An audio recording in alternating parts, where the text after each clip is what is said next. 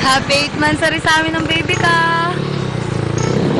Binigyan po niya ka ng balloons, ng flowers, at cake. Happy 2 years and 8 months na rin sa amin ng baby ka.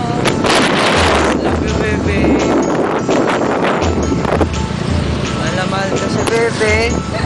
Mahal na mahal na mahal na mahal na mahal na mahal na mahal na mahal ka sa bebe. Love you, bebe.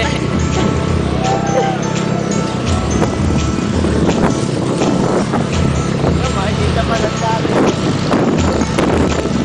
Hello sa dati.